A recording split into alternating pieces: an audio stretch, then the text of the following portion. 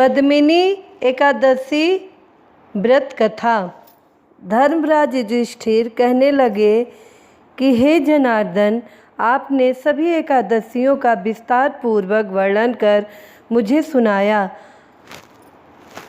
अतः अब आप कृपा करके मुझे अधिक मास के शुक्ल पक्ष की एकादशी का क्या नाम है तथा उसकी विधि क्या है, इन सब के बारे में बताएं। श्री भगवान बोले, हे राजन, अधिक मास में शुक्ल पक्ष में जो एकादशी आती है वह पद्मिनी एकादशी कहलाती है।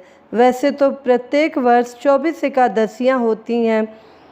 जब अधिक मास या मलमास आता है तब इनकी संख्या बढ़कर 26 हो जाती है। अधिक मास या मलमास को जोड़कर वर्ष में 26 एकादशियाँ होती हैं। अधिक मास में 2 एकादशियाँ होती हैं जो पद्मिनी एकादशी शुक्ल पक्ष और परमा एकादशी कृष्ण पक्ष के नाम से जानी जाती है।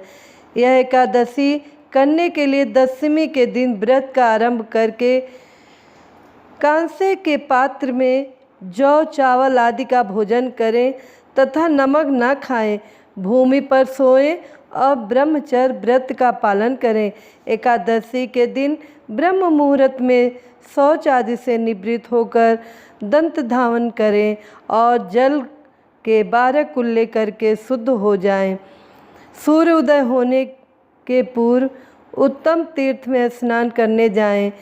इसमें गोबर, मिट्टी, तिल तथा कुसा व आंवले के चूर्ण से विधि पूर्वक स्नान करें।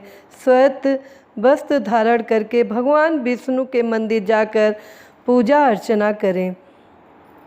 भगवान श्री कृष्ण बोले, पुरुषोत्तम मास में अनेक पूर्णों को देने वाली एकादशी का नाम पद्मिनी है। इसका व्रत करने पर मनुष्य कीर्ति प्राप्त करके वैकुंठ को जाता है, जो मनुष्यों के लिए भी दुर्लभ है। हे राजन, ध्यान पूर्वक इस कथा को सुनो। पद्मिनी एकादशी व्रत कथा। हे मुनिवर, पूर्व काल में त्रेता युग में हयग नामक राजा के वंश में कृतव्य नाम का राजा महिष्मतीपुरी में राज करता था। उस राजा की 1000 परम प्रिय स्त्रियां थीं, परंतु उनमें से किसी को भी पुत्र नहीं था जो कि उनके राज्यभार को संभाल सके। देवता, पितृ, सिद्ध तथा अनेक चिकित्सकों आदि से राजा ने पुत्र प्राप्ति के लिए काफ़ी प्रयत्न किए, लेकिन सब असफल रहे। तब राजा ने तपस्या करने का निश्चय किया। महाराज के साथ उनकी परम प्रिय रानी, जो इक्ष्वाकु वंश में उत्पन्न हुए राजा हरिश्चंद्र की पद्मिनी नाम वाली कन्या थी, राजा के साथ वन में जाने को तैयार हो गईं। दोनों अपने मंत्री को राज्यभार सौंपकर राशि भेष त्याग कर गंधमादन पर्वत पर तपस्या करने चले गए। राजा ने उस पर्वत पर 10,000 वर्ष तक तप किया, परंतु फिर भी पुत्र प्राप्ति नहीं हुई। तब पतिव्रता रानी कमल नयनी पद्मिनी से अनसुईया ने कहा, 12 मास से अधिक महत्वपूर्ण बलमास में होता है, जो 32 मास पश्चात आता है।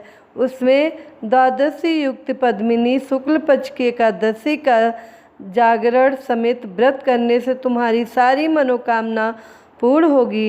इस व्रत करने से भगवान तुम पर प्रसन्न होकर तुम्हें शीघ्र पुत्र देंगे। रानी पद्मिनी ने पुत्र प्राप्ति की इच्छा से एकादशी का व्रत किया। वह एकादशी को निराहार रहकर रात्रि जागरण करती। इस व्रत से प्रसन्न होकर भगवान विष्णु ने उन्हें पुत्र प्राप्ति का वरदान दिया।